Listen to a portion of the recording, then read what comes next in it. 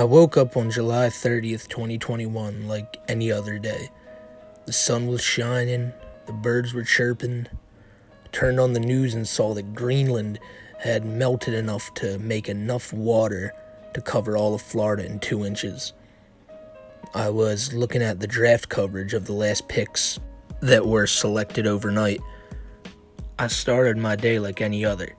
I packed my bowl, grabbed a ciggy, headed out to beside the pool in my luxurious Honolulu mansion, and I sat down for my wake and bake like I do every morning.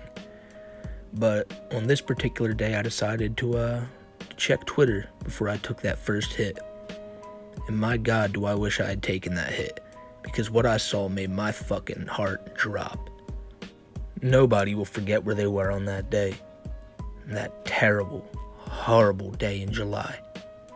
Some were at work. Some were picking up their kids. Some were at Wendy's. Some were out shopping with their mom. And some people were reveling in the thought of becoming an internet legend. And here we are, 1 month later, and the world feels like it's stood still since that exact moment. A feeling of shock and awe that swept across the nation like a crate challenge craze.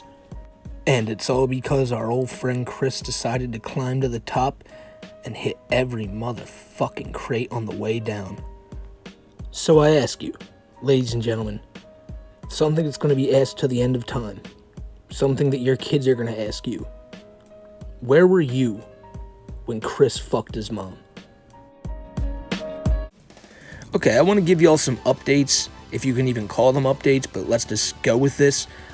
When it comes to Isabella Jank, I really haven't seen anything like that worthy of making another video on her on yet.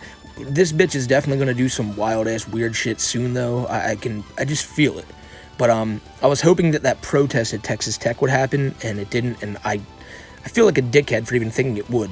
But for right now, Isabella Jank, I don't really got nothing to talk about with her. Let's talk about our old friend Chris, and something really interesting that was brought up, and I want you to go watch it. I don't want to talk about it. You should go watch Mr. Mediker's return stream last night, because he really talks in detail about how this could be one of the greatest internet things ever if this goes to trial. And it really can. So I want you to go watch that. I'm not going to talk about it, but I brought this up before that the Chris Chan whole courtroom series could be fucking insane.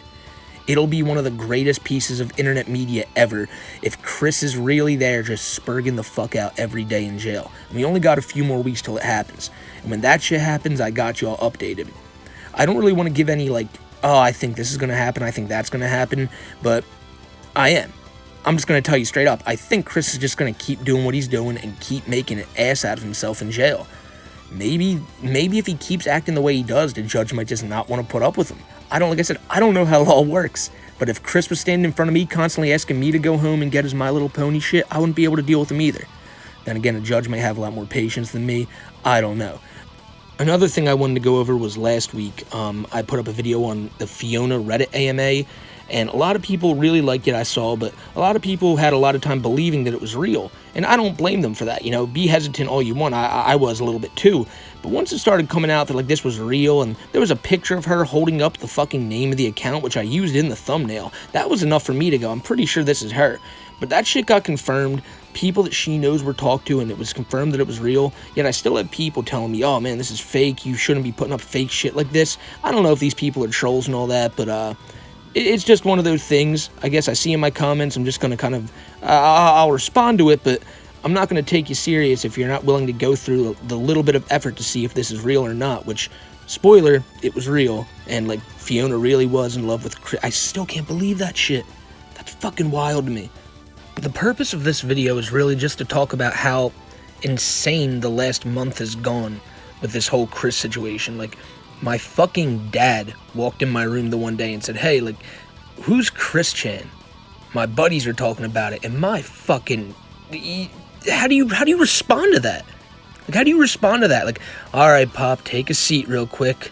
Let me have to give you the talk, the old Christory talk. No. And then he's on fucking Tucker Carlson. Tucker Carlson's talking about Chris. My grandma watches Tucker Carlson. So now she knows about Chris Chan too? This is the closest a lolcow's ever going to come to the mainstream, and it is scary, because now everyone knows about Chris Chan. And I really do think that the next couple months are going to be some of the most peak internet content we've ever gotten. Let's just all pray that this Chris shit actually goes to trial, because I'm on the side of fuck Chris for this. Like, I get it. I was never one of these people that was like, oh man, we need to troll Chris. I want to hurt Chris. Like, nah, man, Chris, before this, like, he was just some dude with high functioning autism on the internet doing his own thing. I didn't give a shit. But now he's a fucking rapist. Allegedly.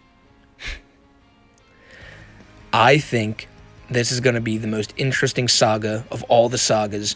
And it's disgusting to even say that because it's at Barb's expense. But we're in for a show, ladies and gentlemen. And you can stay here for all the updates. So, I got another video coming today. But what a goddamn month it's been.